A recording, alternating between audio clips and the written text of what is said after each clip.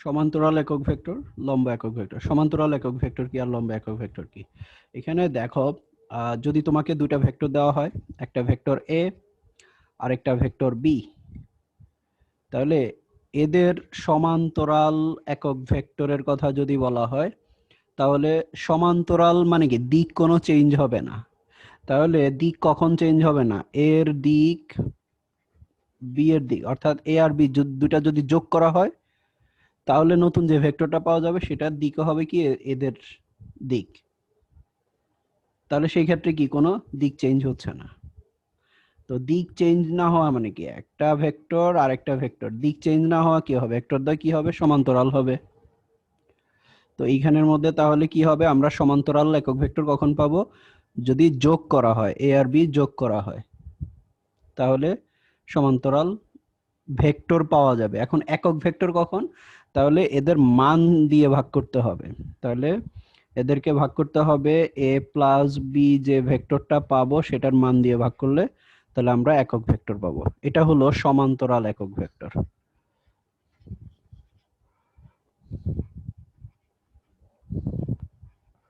এটা হলো সমান্তরাল একক ভেক্টর। এখন লম্ব একক ভেক্টর তাহলে কি হবে? লম্ব একক ভেক্টর মানে কি, তোমার যখন তোমাকে দুটো ভেক্টর দেওয়া হবে, এ একটা ভেক্টর আর একটা ভেক্টর বি দেওয়া হবে, তাহলে এদের দ্বারা যে তলটা তৈরি হবে, তলটা কিরকম? যদি একটা ভেক্টর আর একটা ভেক্টর, এ একটা ভেক্টর আর বি আর একটা ভেক্টর, তাহলে এই যে এরা যে তলের উপরে থাকবে, ধরো একটা খাতার কথা যদি আমরা চিন্তা করি, হ্যাঁ, একটা খাতার উপরের পৃষ্ঠার উপরে একটা ভেক্টর এইদিকে, হ্যাঁ, শোয়ানো আছে, আর একটা ভেক্টর এদিকে, তাহলে কি এদের যে তলটা হবে কি, খাতার যে পেজটা আছে না, ওই পেজটা হচ্ছে তল। তাহলে এখন এদের যে তলটা তৈরি হচ্ছে এটার উপরে লম্ব, তাহলে লম্বটা কি হবে? এই খাতার পেজটার উপরে যদি আমরা একটা কলমকে লম্বভাবে উপরের দিকে ধরি, তাহলে সেটা হবে, তার মানে এদের তলের উপরে লম্ব হবে কি উপরের দিকে অথবা নিচের দিকে। তার মানে এদের দুইটা ভেক্টর যদি তোমাকে দেওয়া হয়, ব্যাপারটা কি বুঝতে পারতেছো কিনা? দুইটা ভেক্টর যদি তোমাকে দেওয়া হয়, তাহলে এরা যে তল তৈরি করবে ওই তলের উপরে লম্ব। এখন সেটা আমরা খাতার পেজের কথা বললাম, যে খাতার পেজের মধ্যে যদি দুইটা তলকে, দুইটা রেখাকে বা দুইটা কলমকে যদি আমরা চিন্তা করো যে এটা খাতার পেজ, তাহলে এখানের মধ্যে দুইটা কলমকে রাখা হলো, একটা কলম এদিকে আরেকটা কলম হলো এইদিকে, ঠিক আছে? তাহলে শোয়া রাখানো হলো, তাহলে রাখা হলে এখানের মধ্যে কি দাঁড়াচ্ছে? এই কলম দুইটা দুইটা ভেক্টর যদি নির্দেশ করে, এ একটা ভেক্টর আর একটা ভেক্টর বি, তাহলে এই দুইটা ভেক্টর বা এই দুইটা কলম কোন তলের উপরে? খাতার পেজের মধ্যে। তাহলে এদের উপর লম্ব, এরা যে তল তৈরি করতেছে সেই তলের উপরে লম্ব একক ভেক্টর কি হবে? ওই খাতার পেজ থেকে, ওই ওদের সংযোগ স্থল থেকে কি হবে? উপরের দিকে হবে, আর না হলে কি হবে? নিচের দিকে হবে। খাতার উপরে হবে, না হলে নিচে হবে। বুঝা গেছে? তার মানে এই দুইটা ভেক্টর দ্বারা যে তল হবে, সেই তলের উপর লম্ব ভেক্টর আমরা কয়টা পাবো? দুইটা পাবো, হয় একটা উপরের দিকে যাবে আর একটা নিচের দিকে যাবে। তো তার মানে এরকম লম্ব ভেক্টর আমরা পাবো কয়টা? দুইটা। তো এই জন্য সেই ক্ষেত্রে হচ্ছে কি, এখন এই লম্ব ভেক্টরটা আমরা কিভাবে পাবো? এ আর বি আমরা শুরুতেই বলেছিলাম যে দুটা ভেক্টরের গুণে যে ভেক্টর পাওয়া যায় সেটা হলো ক্রস গুণন। দুইটা ভেক্টরের গুণ করলে যদি একটা ভেক্টর পাওয়া যায় তাহলে সেটা হলো ক্রস গুণন। তাহলে এই ক্রস গুণনের ক্ষেত্রে এই রেজাল্টটা হচ্ছে এদের তলের উপর লম্ব, অর্থাৎ যে খাতার পেজটা, এই যে এইটা, এদের ক্রস গুণনে যে ভেক্টরটা পাবো সেটা হবে এদের দ্বারা যে এ এবং বি যে তল তৈরি করতেছে সেই তলের উপরে লম্ব ভেক্টর। এখন আমি বললাম কি একটা উপরের দিকে একটা অথবা একটা নিচের দিকে, দুই দিকেই যেতে পারে। তাহলে সেই ক্ষেত্রে কি আসবে সামনে? Plus minus. এখন আমরা এটা কি বলবো? লম্ব একক ভেক্টর বের করব। তার মানে কি করতে হবে? অবশ্যই এই ভেক্টরটাকে তার মান দিয়ে ভাগ করতে হবে। তাহলে এ ক্রস বি দিয়ে ভাগ করতে হবে আমাদের। তাহলে এটা হলো লম্ব একক ভেক্টর। অর্থাৎ তোমাকে যদি দুইটা ভেক্টর দেওয়া হয়, সেই দুইটা ভেক্টর যে তল গঠন করবে সেই তলের উপর লম্ব একক ভেক্টর হচ্ছে কি plus minus A cross B by A cross B এর মান। এখন এ ক্রস বি কিভাবে বের করতে হয় সেটা আমরা এর আগে দেখেছি। এ ক্রস বি কিভাবে বের করতে হয়, ইকুয়ালস টু ওই যে আই জে কে, এদের নির্ণায়ক। হ্যাঁ, এখানে হবে এ এক্স, এখানে হবে এ ওয়াই, এখানে হবে এ জেড, তারপরে B X, B Y, B Z. Okay, এটা হলো এ ক্রস বি। তো এখান থেকে আমরা সহগ দিয়ে আই পাবো, প্লাস কিছু একটা জে পাবো, প্লাস কিছু একটা কে পাবো। তার মানে যেটা পাচ্ছি সেটা একটা ভেক্টর। তাহলে এটার মানটা আমরা ইজিলি, হ্যাঁ, এটার মানটা আমরা ইজিলি বের করতে পারবো না। কিভাবে? রুট ওভার ওই যে এটার স্কয়ার প্লাস এটা স্কয়ার প্লাস এখানে যেটা আসবে সেটা স্কয়ার, আই এর সহগ স্কয়ার, জে এর সহগ স্কয়ার প্লাস কে এর সহগ স্কয়ার। এইভাবে এখন তোমাকে যদি আমরা যদি অঙ্ক করি যে তোমাকে দুইটা ভেক্টর দেওয়া হলো, বলা হলো দুইটা ভেক্টরের উপর লম্ব একক ভেক্টর নির্ণয় করো। আমরা যদি অঙ্ক সমাধান করতে যাই,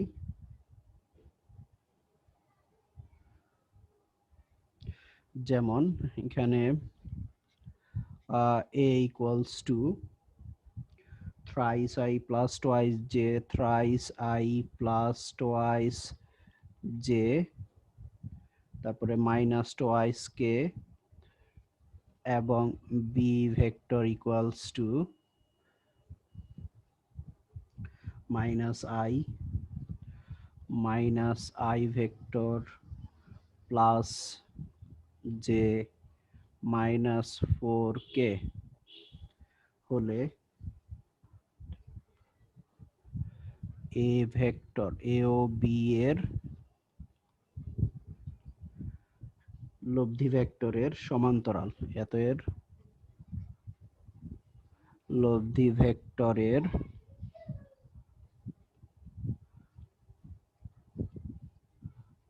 সমান্তরাল একক ভেক্টর নির্ণয় করো। ওকে, তাহলে লব্ধি ভেক্টরটা আমরা কিভাবে পাবো? দেওয়া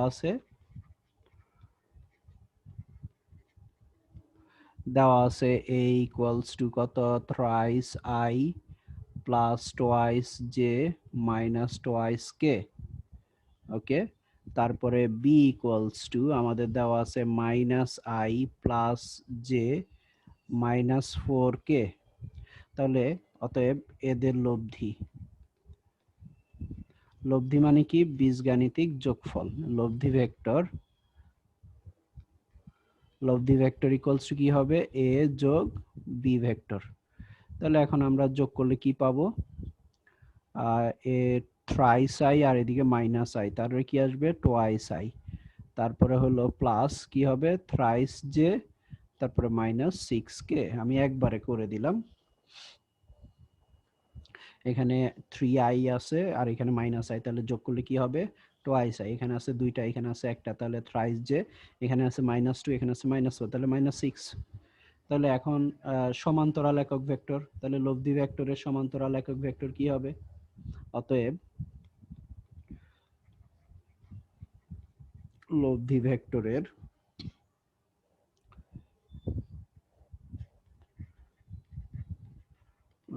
ভেক্টরের সমান্তরাল একক ভেক্টর ইকুয়ালস টু কি হবে?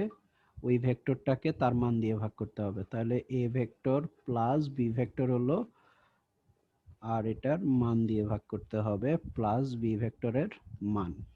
তাহলে ইকুয়ালস টু এখানে আমরা কি পাবো? Twice I plus thrice J minus 6k, আর ডিভাইডেড বাই তাহলে কি আসবে? √2 স্কয়ার প্লাস, কিভাবে মান বের করে? আই এর সহগ স্কয়ার, √, দিয়ে আই এর সহগ স্কয়ার প্লাস জে এর সহগ স্কয়ার প্লাস কে এর সহগ স্কয়ার, অর্থাৎ কে মানে হলো -6 স্কয়ার। তারপরে ক্যালকুলেশন করলে এখান থেকে আমরা পাবো কি 4 2 স্কয়ার মানে 4 প্লাস 9 প্লাস 36, তাহলে কত আসবে 13 49, তাহলে রুট ওভার তার মানে হলো কত 7, তাহলে নিচে আসবে 7 আর এদিকে twice I plus thrice J minus 6k। তাহলে এটাই হলো আনসার, এটাই হলো আনসার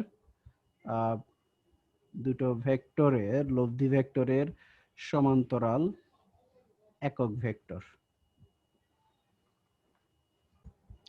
তাহলে a equals to thrice i plus twice j minus 6k এবং b equals to 4i minus thrice j plus 4k vector দুইটির উপর লম্ব এরূপ একক ভেক্টর নির্ণয় করার জন্য আমাদেরকে বলা হলো। তাহলে সেই ক্ষেত্রে আমরা কি করব, a ও b এটার সমাধান। তাহলে a ও b ভেক্টরের উপর লম্ব একক ভেক্টর, এত ভেক্টরের উপর লম্ব একক ভেক্টর কি, লম্ব একক vector plus minus a cross b, আর এটাকে কি করতে হবে, a ক্রস b এর মান দিয়ে ভাগ করতে হবে, যেহেতু একক ভেক্টর বলা হচ্ছে, যেখানেই একক ভেক্টর সেখানেই ওই মান দিয়ে ভাগ করতে হবে। তাহলে এখন আমাদের প্রথম কাজ হচ্ছে a ক্রস b বের করে নেওয়া। a cross b equals to i j k। তারপরে এখানে তাহলে i এর a ভেক্টরের i এর সহগ কত 3, তারপরে j এর সহগ 2, তারপরে হলো -6, তারপরে b ভেক্টরের i এর সহগ 4, তারপরেরটা -3, তারপরেরটা হলো 4। ওকে, এখন এটার মান আমরা কিভাবে বের করব মনে আছে নিশ্চয়ই, ইকুয়ালস টু কি হবে i ইনটু এই সারি, i যেই সারিতে আছে যেই কলামে আছে সেটা বাদ যাবে, তাহলে এখানে 4 ইনটু কত 2, তাহলে কত 8, এখানে 8 হবে, তারপরে মাইনাস এদিকে হলো 3 6 18, মাইনাস মাইনাস প্লাস হয়ে যাবে, তাহলে সামনে মাইনাস, অর্থাৎ এদিকেরটা গুণ মাইনাস এদিকেরটা, তাহলে 18, তারপরে প্লাস জে। এখন এখানের মধ্যে আচ্ছা জে এর চিহ্ন কি মাইনাস, আমরা প্লাস দিলে আবার ভুল করব, প্লাস দিলে এখানে উল্টা করে করতে হবে, এখানে যদি আমরা প্লাস দেই তাহলে গুণটা আমরা এইদিকে না করে এইদিকেরতে আগে করতে হবে, তাহলে আমরা যাই হোক আমরা যেভাবে শিখে আসছি আমরা তাহলে সেভাবেই করি।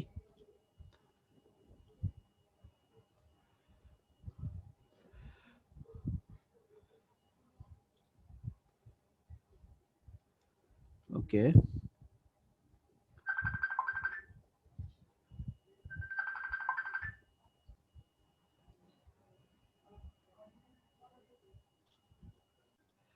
এখানে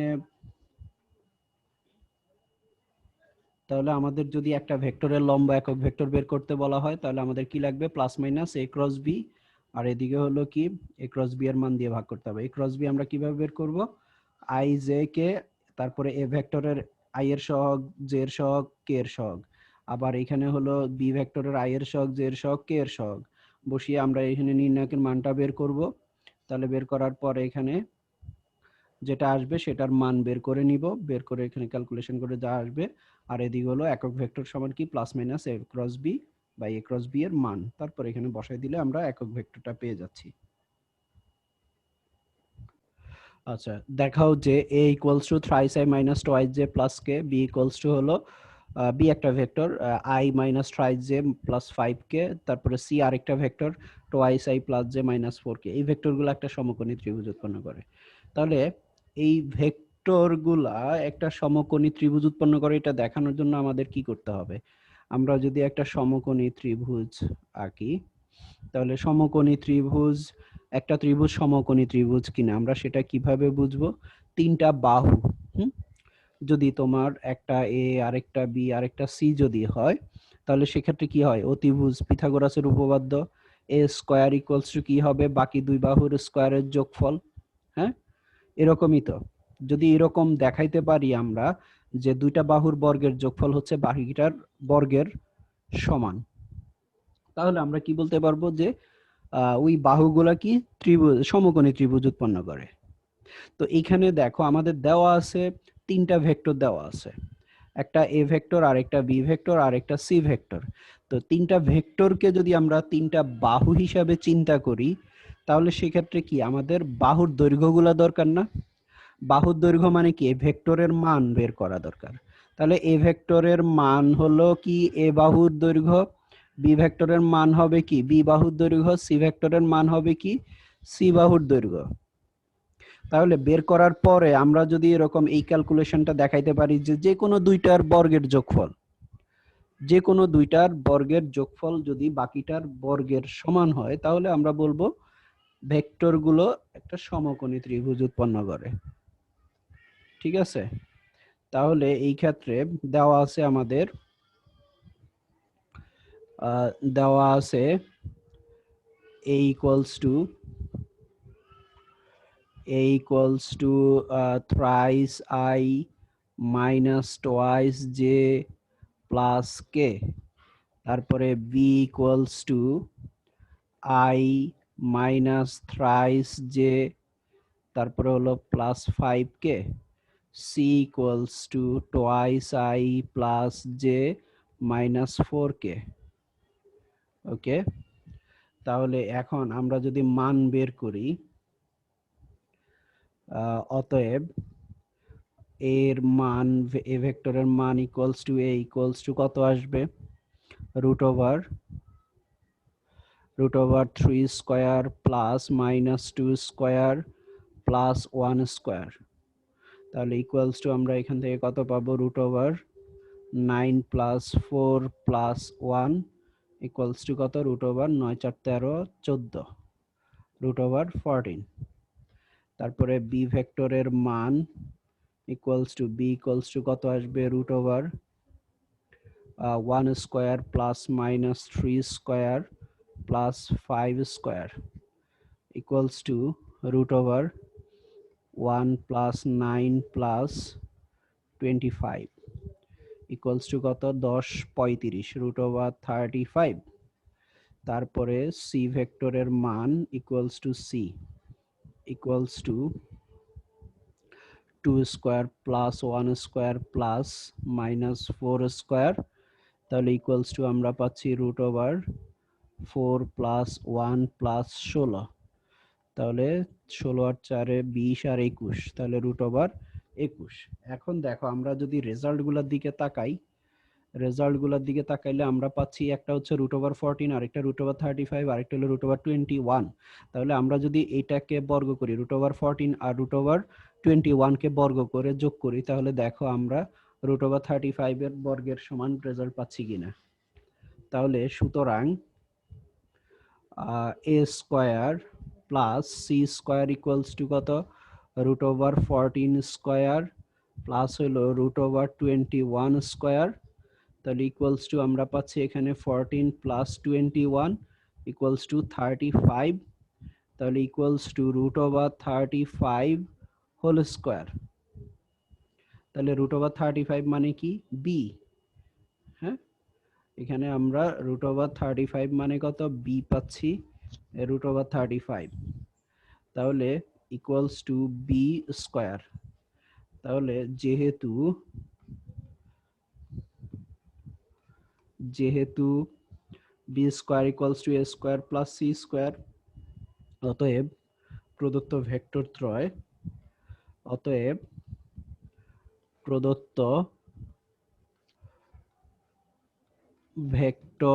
ত্রয় সমকোণী ত্রিভুজ